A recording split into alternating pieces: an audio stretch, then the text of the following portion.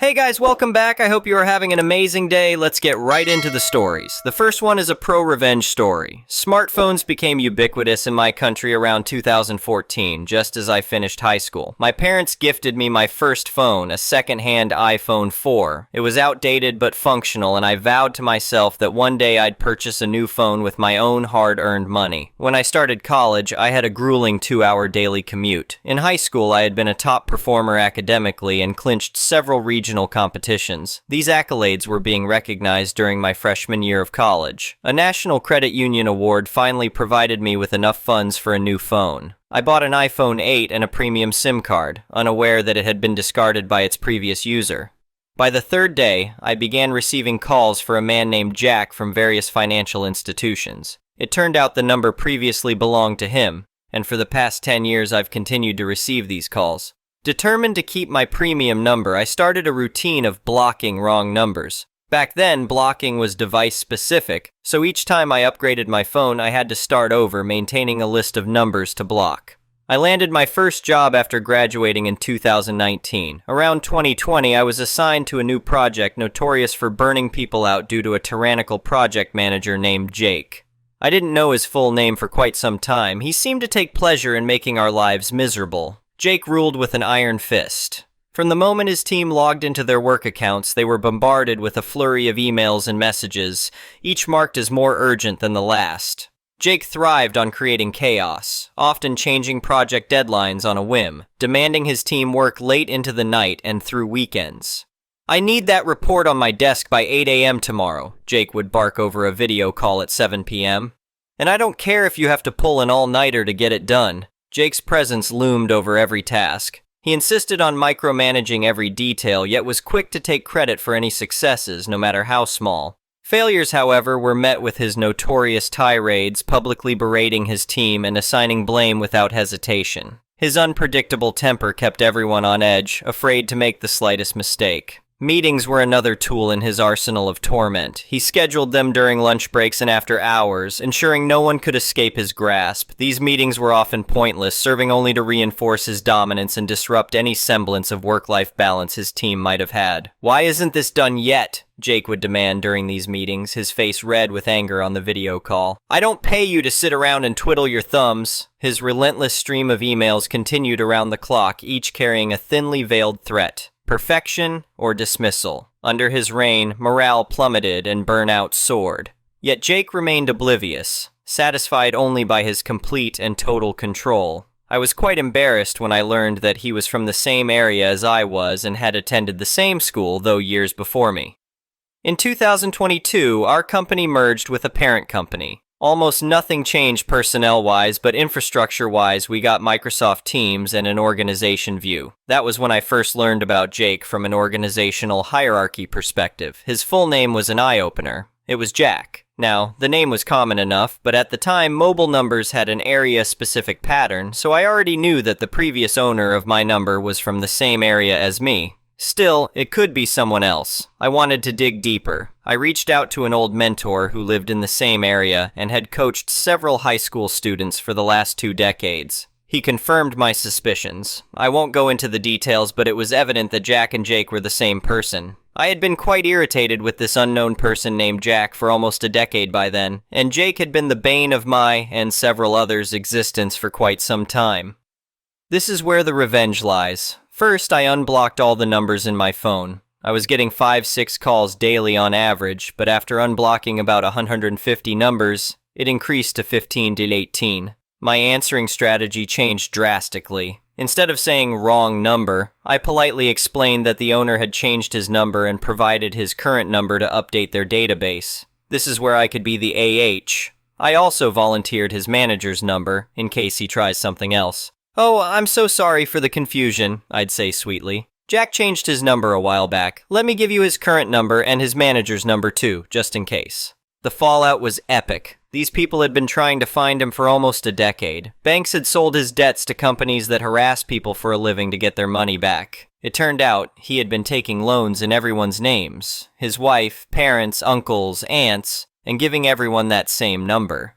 He was evading credit card debt and loans of upwards of $300K, equivalent in USD, but it's a crap load of money where we are from. Apparently he had almost 20 cases filed against him, but no one could find him, probably why he thought he could walk on water. There are multiple versions of what happened at the office when his manager started to get calls about him. He was let go about 2 months later, haven't heard from him since. "Jake, we need to talk," I overheard his manager say during a video call. "I've been getting some interesting phone calls about you." The look on Jake's face was priceless. For once, he was the one squirming uncomfortably in his seat. The next one is an entitled people's story. "Let me tell you about the time my condo association thought they could pull a fast one on me. Big mistake, huge. I'm a property lawyer by trade, so I know my rights when it comes to real estate. That knowledge came in pretty handy when I found myself going toe-to-toe with the most entitled homeowner association board you could imagine. It all started on a Friday afternoon. I'd just gotten home from a long day at the office, looking forward to a relaxing weekend. As I pulled into my parking spot, something seemed off. At first, I couldn't put my finger on it. Then it hit me. My condo looked different. The exterior walls, which had been a soft cream color that morning, were now a garish shade of lime green. I blinked, wondering if the stress from work was making me hallucinate. Nope. My entire building had been repainted without any notice, and let me tell you, this green was so bright it could probably be seen from space. Furious, I stormed up to my unit, noticing that even my front door had been slathered in this eye-searing color. Inside, I found a flyer slipped under my door. "Notice to all residents, exterior painting is complete. We hope you enjoy the fresh new look of our community. Remember, homeowner association fees are due on the 1st. Oh, hell no, they were not getting a cent from me for this disaster. See, here's the kicker. I'm not even a member of their precious homeowner association. When I bought my condo 5 years ago, I made damn sure to get a unit that wasn't part of the association. I wanted control over my own property without some busybody board telling me what color my curtains could be. I knew I had to nip this in the bud fast. So I fired off an email to the homeowner association president CCing the entire board. To whom it may concern, I am writing regarding the unauthorized painting of my condo unit at 123 Main Street, Unit 4B. As you are aware, I am not a member of your homeowners association. You had no right or authority to alter my property without my express consent. I demand that you restore my unit to its original color within 7 days at your own expense. Failure to do so will result in legal action. Sincerely, John Smith, Esquire." I hit send and waited. It didn't take long for a response to come through. "Dear Mr. Smith, we apologize for any confusion. As part of our community beautification project, all units were included in the repainting. Your homeowner association fees cover the cost of this improvement. We're sure you'll agree the new color scheme greatly enhances our property values. Best regards, Karen Johnson, Homeowner Association President." I had to laugh. Did this lady really think she could just claim I was part of the homeowner association because she said so? Time to lay down the law. I fired back. "Ms. Johnson, there is no confusion. I am not, nor have I ever been, a member of your homeowner association. I do not pay homeowner association fees. You have no authority over my property. Restore my unit to its original condition within 7 days, or I will be forced to take legal action to protect my property rights. John Smith, Esquire."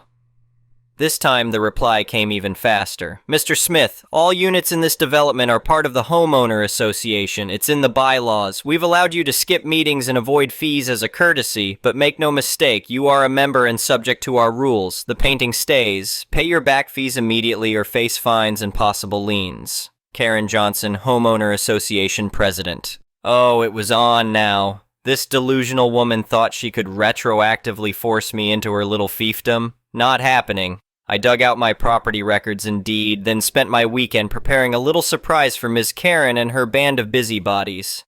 Monday morning, bright and early, I marched into the management office with a thick folder under my arm. The receptionist looked startled to see me.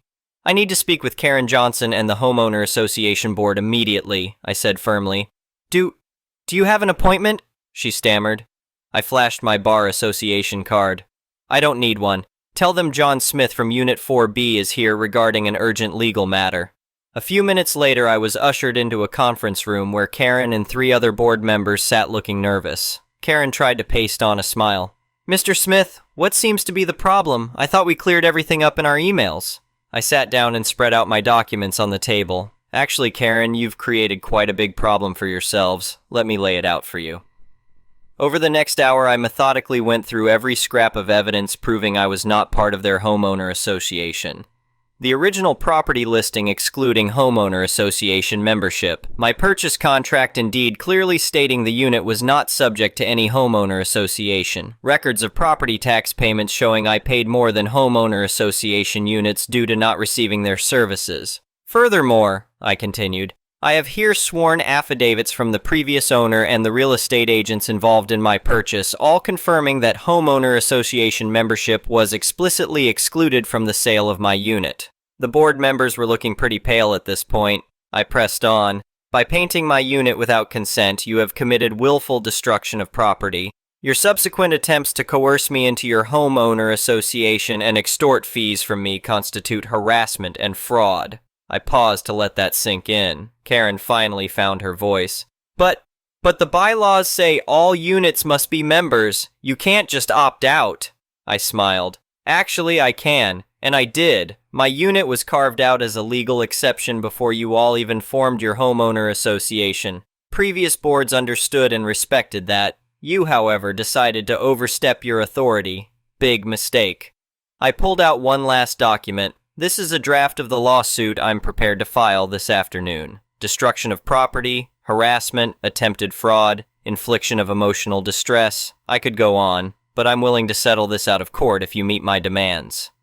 The board members looked ready to pass out. What are your demands? One of them squeaked. I laid out my terms. Restore my unit to its original color within 72 hours. Written admission that I am not and have never been part of the homeowner association. $10,000 in damages for the stress and inconvenience caused. A legally binding agreement to never attempt to include my unit in homeowner association activities again. If these terms are not met, I concluded, I'll see you in court. And trust me, you don't want that. I do this for a living, remember? They huddled together, whispering frantically. Finally, Karen turned to me with a sickly smile. We accept your terms, Mr. Smith. The painters will be here first thing tomorrow. I nodded and gathered my papers. Glad we could reach an understanding. I'll have my paralegal send over the agreement for you all to sign. Oh, and Karen, next time you want to play dictator, make sure you know who you're dealing with first. With that parting shot, I walked out, leaving them to stew in their defeat. True to their word, my condo was back to its original color within 2 days. The signed agreement and a check for $10,000 arrived shortly after. Word of my victory spread quickly through the complex. Soon, other owners were approaching me for advice on standing up to homeowner association overreach. Turns out, quite a few people were fed up with Karen's regime. These days, the homeowner association board gives my unit a wide berth. No more surprise paint jobs or pushy notes about fictional fees. And every time I pull into my parking spot, I smile at my perfectly cream-colored walls. A daily reminder that sometimes, knowledge really is power. So remember, folks, always know your rights as a property owner. You never know when you might need to put an overzealous homeowner association in its place. The next one is a petty revenge story. A pretty senior global functional head role. After tracking him down, I set up a video call with a potential candidate. He was located in a different country, but was the same nationality as me. After a pleasant enough opening 10 minutes, he started laying down the law. I expect a significantly larger remuneration package, and I expect your client to pay for me to in full relocate, etc., etc. I decided this wasn't the person that was going to be moving forward for the role for which I was recruiting, not least because he had done zero research on my client, always a really bad sign. I wanted to show enough professional respect and stuck on the call for another 15 minutes. He took this opportunity to bury himself deeper into my bad books. He then rambled on about having back-to-back video calls all day and that he was glad I was his last call. It was then that I told him, "Look, you seem to be a pretty talented person, but I'm not taking you forward for this role. I have a number of equally well-qualified candidates who are taking this role more seriously, so I can't risk putting you in front of my client when your motivation seems to be focused on remuneration, rather than an opportunity with a great company." He was crestfallen. I think he realized that he was cocky and had overplayed his hand and mucked it up. He started backtracking, trying to be a little bit more humble, but I pulled him up with my petty revenge. I said to him, "I can see what you're doing here and I understand, but it's too late at this point. Sorry. Also, if I'm your last call today, I certainly hope you at least had underpants on for all your previous calls. I went on to tell him that his camera was angled towards a mirror in his hotel room. Although he was wearing a business shirt which covered his backside, when he leant forward you could clearly see he was wearing no underpants or trousers. He quickly apologized and disconnected, then emailed me another very groveling apology days later, which I graciously accepted. That was about a year ago, and I have not heard a thing from him since. I've never shared his name with anyone else. I would never do that. Nevertheless, I suspect he was a damn sight more humble after that call than when he started at. Arrogant twat. The next one is a malicious compliance story.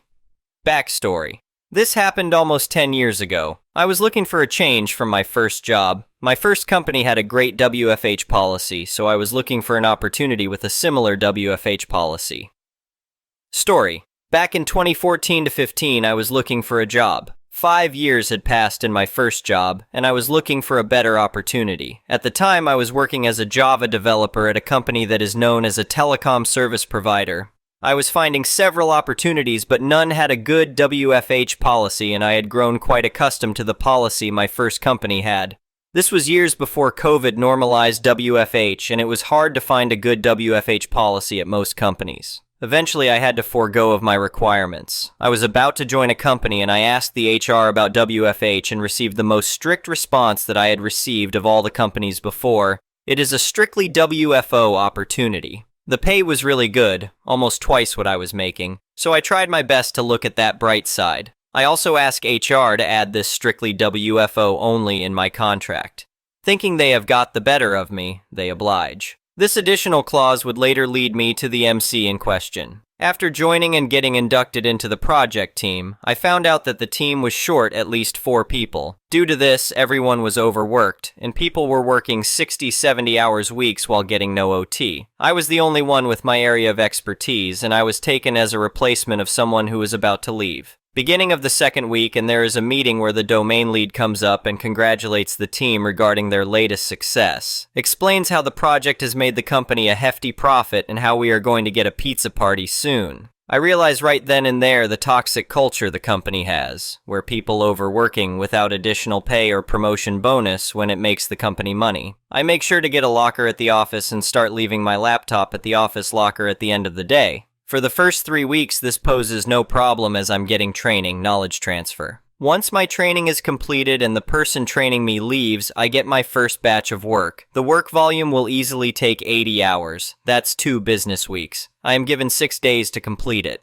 I work at my normal pace. At the end of the 6th day, lead asks me for the delivery of my part, and I say that I am only 60% done and it will take me another 4 days to complete. Apparently that's not going to cut it, and I am pulled into a meeting with the project manager. He wants to know what the problem is. I tell him, this requires 80 hours. I have done about 6 days of work, which is 48 hours. I need additional 4 days. He says, and I quote, work at home, that's why you have a laptop that you can take home. QMC. I politely apologize and say that I am unable to do so as my contract says that I am prohibited to work from home. Manager is not convinced. He schedules a new meeting the next day with me and HR to go through my contract. There it is, in black and white. Working from office only, working from home not permitted. I mentioned that I had tried my best to get WFH before joining and was vehemently denied the opportunity to. Manager is at a loss of words. HR is also dumbfounded. Long story short, for the next 8 months I worked at my normal pace. During end-of-year salary review discussion, I am given the opportunity to work from home. I asked them to add OT clause that would pay me additional for every hour worked after 8 hours every day. They disagreed. I disagreed to take WFH. Every other teammate refused WFH in their salary review and asked for OT clause as well. We stopped getting pizza parties. The next one is an entitled people's story. About 8 years ago, my nan was told that she needed to spend money. In a 3-year cycle, she would give each of her children £3,000 in turn. When it came to give my mum the money, she said that she didn't need all of it, so gave me and my brother £1,000 each, keeping the other for herself. I thanked her profusely and said that it wouldn't go to waste as I'd been planning on doing some work to my house. I then told my ex-wife, who was the occupier of my house. This turned out to be the second biggest mistake of my life. We agreed that I'd buy the materials and any of the tools that we needed, while her and her husband did the work.